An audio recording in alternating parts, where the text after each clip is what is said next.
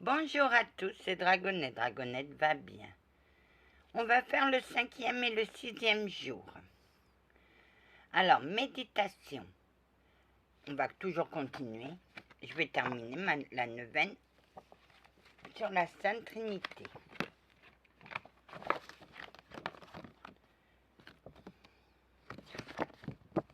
Cinquième, voilà.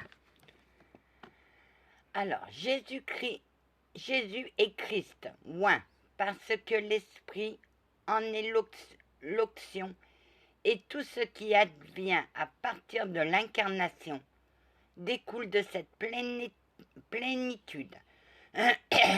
Quand enfin le Christ est glorifié, il peut à son tour, d'auprès du Père, envoyer l'Esprit à ceux qui croient en lui. Il leur communique sa gloire, c'est-à-dire l'Esprit Saint, qui le glorifie.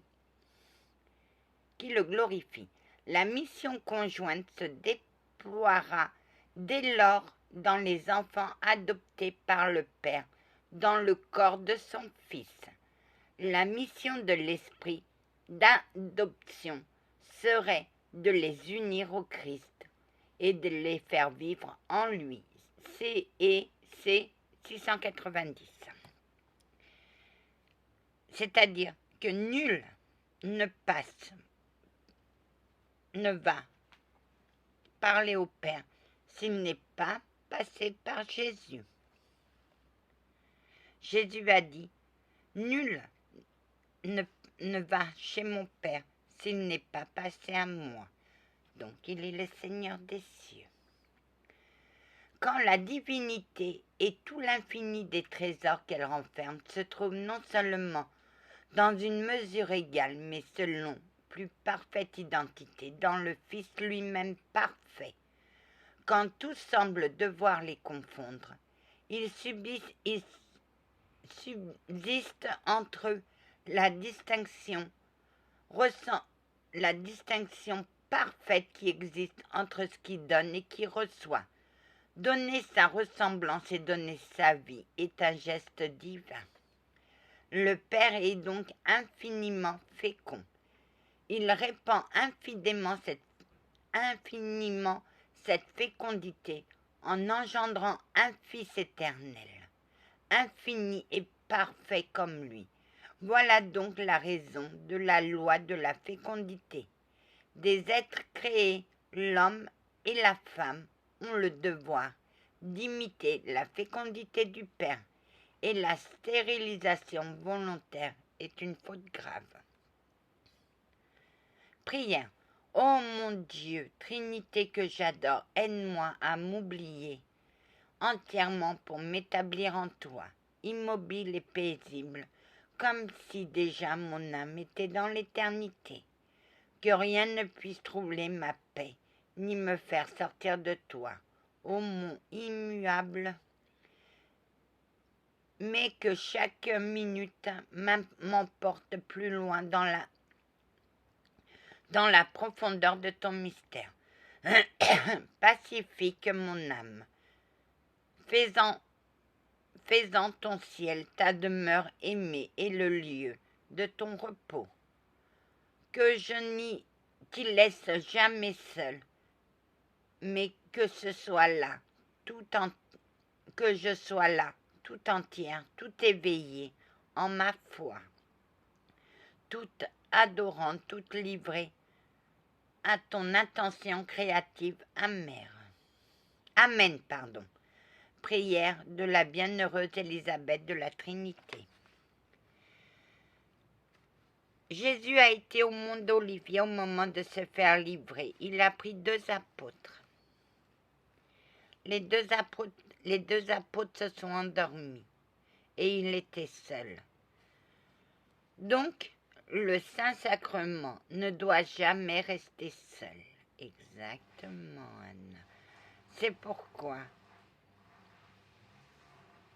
des fois, il y a des personnes qui prient le Saint-Sacrement en le regardant pour pas qu'il soit seul.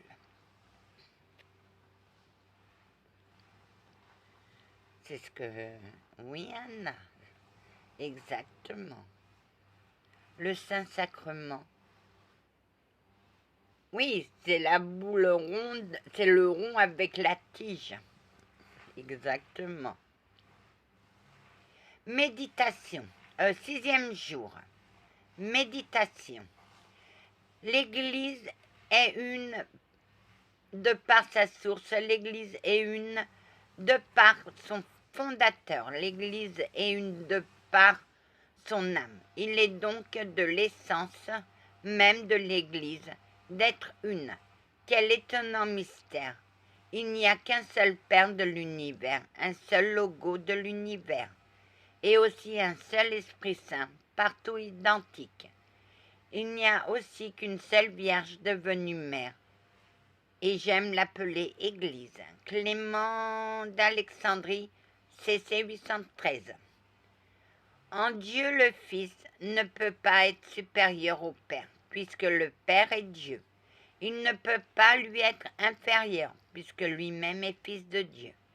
Il est en tout égal au Père. Pourtant, dans le Verbe, cette racine d'humilité sur laquelle se fonde toute l'humilité chrétienne naît éternellement de la conscience de posséder toute la gloire, la lumière, la vie et l'amour divin.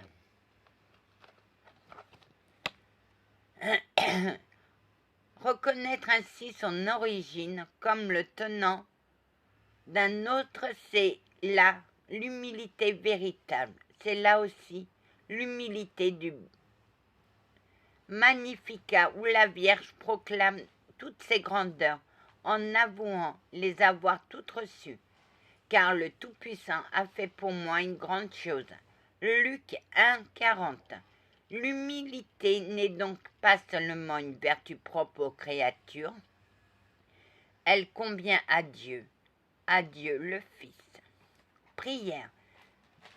Très sainte et très auguste Trinité, Dieu unique en 3 personnes, je crois que tu es ici présent. Je t'adore avec les sentiments de l'humilité la plus profonde et te rends de tout cœur les hommages qui sont dus à ta souveraine majesté. Amen. Voilà. Maintenant, on va passer au tuto. J'avais promis que je le ferais. L'empathie, qu'est-ce que c'est? C'est une capacité à ressentir toutes les émotions qui passent autour de nous.